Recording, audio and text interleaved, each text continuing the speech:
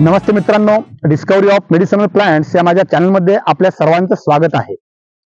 आपण उभे आहोत एका भल्या मोठ्या वृक्षाच्या खाली. याचं नाव आहे नाना.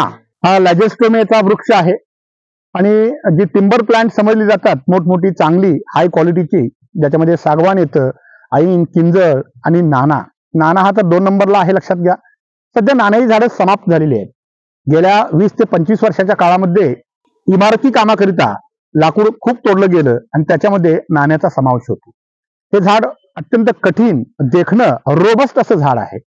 सध्या हे झाड बघायला मिळणं मुश्किल आहे. त्यातल्या त्यात त्या मोठ्या साईजचं, अत्यंत मोठी साईज आहे झाडाची. आपला जो राज्यवृक्ष आहे लॅजेस्टोमिया स्पेसिओसा, त्याचाच हा भाऊबंद आहे, ज्याला तामन म्हणतो किंवा जारुल म्हणतो. त्याच्याच कुळातील हे झाड आहे. याची साल अशी पांढरट थोडीशी येते. याचं पिलिंग ऑफ होतं. ही साल जी आहे अशी पडत राहते. तरी हा माझ्या हिशोबाने आता 20 फूट तरी आहे. 15 ते 20 फुटाच्या दरम्यान याची घेरी असावी आणि प्रचंड कमीत कमी 30 मीटर तरी उंच हा झाड आहे.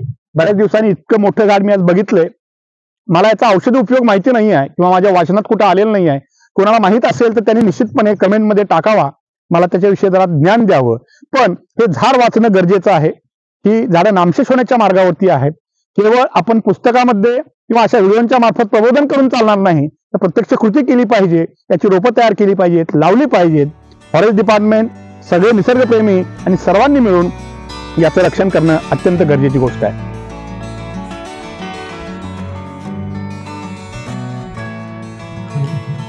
हा, ही भाजी टाकली आहे बघ, ही भाजी लय भारी लागते. हे लोक यातच टाकतात.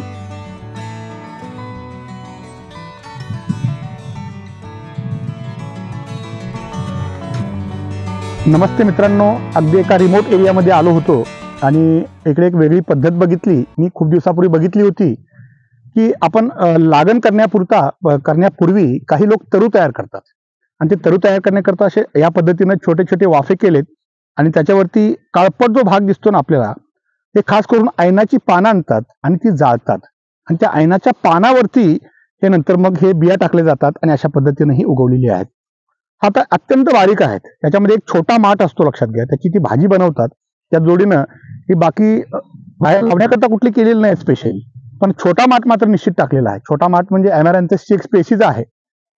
ती अगदी फक्त इतकीच साधारणपणे 2 इंच झाली की ती काढली जाते आणि त्याची भाजी, त्याचं गरगट बनवलं जातं आणि ते एकदम टेस्टी लागतं. मला एकदा एका मित्राने खायला दिलं होतं. त्याच्यानंतर मला खायला मिळेल नाही. पुन्हा आता मी कधी मला वेळ मिळाला तर निश्चित येईल याचं गरगट खाण्याकरता. लोकांशी भेटेन आणि बघू मला देतात का. त्यांच्या घरी जाऊन खाण्याचा आग्रह धरतो. वाढलं तर निश्चितपणे खाईन, नाही तर मग यातली भाजी थोडीशी घरी घेऊन जाईन. हे बघा, इकडे बघू शकता, हा छोटा माठच आहे.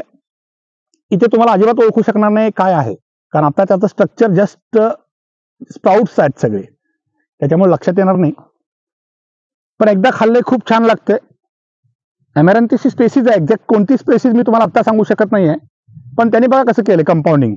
घरामधल्या जुन्या साड्या, आणखीन काही काय आहे, थोडस गोल बांबू टाकले छोटे छोटे, आणखीन त्याच्या जोडीनं बरोबर सगळ्या साड्या लावल्यात, प्रोटेक्शन केलेलं आहे. ह्या भागात थोडासा गव्यांचा त्रास जास्त आहे, पण अगदी बघितलं पूर्ण जंगल आहे पुढे, मोठं जंगल आहे पुढे, त्यामुळे गव्यांचा त्रास असतो. त्यामुळे इथली शेती सुद्धा थोडी अडचणीत असते लोकांची, कारण गवे नुकसान करतात. भात शेती असेल, काही असेल, नुकसान करतात. त्यामुळं बरेचसे या भागातले लोक पुण्या मुंबईला जातात नोकरी करता, कामाकरिता, आणि या भागामध्ये बऱ्याच वेळा म्हातारे लोकच घरी असतात. तरुण मंडळी सहसा असत नाहीत. फक्त सणासुदीला, खास करून दिवाळी, शिमगा असेल, तसं अगदी कोकणामध्ये सिंधुदुर्ग रत्नागिरीमध्ये असतं, तसंच कोल्हापूर जिल्ह्यातला सुद्धा असा भाग काही आहे. तर बघू शकता, एक वेगळा अनुभव आपल्या रोजच्या व्हिडिओपेक्षा एक वेगळं थोडंसं म्हणून तुम्हाला सांगावंसं वाटते. सुंदर आहे, धुकं तरी मस्त आले. आणि वाफ्यांची रचना बघा थोडीशी. तुम्ही जर बघितलं ह्या भागामध्ये ही शेतीची रचना कशी आहे, टप्प्याटप्प्याने वाफे आहेत. अगदी मला वाटतं 4-5 फुटाचं, 3-4 फुटाचं अंतर एका एका वाफ्यामध्ये आहेत. म्हणजे डोंगर उतारावरतीच ही वसवलेली शेती आहे. कोंबड्यांचा आवाज पण येतोय त्या वाडीवरती. तिकडे आपल्याला शेळ्या पण दिसत आहेत.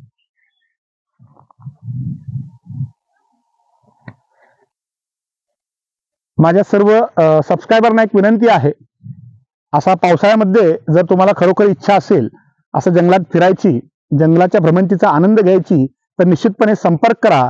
आपण आपल्या सर्व सबस्क्रायबरची एक टूर अरेंज करू आणि त्या टूरच्या निमित्तानं सर्वांना एकत्र करून जंगलामध्ये प्रत्यक्ष किंवा अशा परिसरामध्ये प्रत्यक्ष माहिती देण्याची मला संधी मिळेल.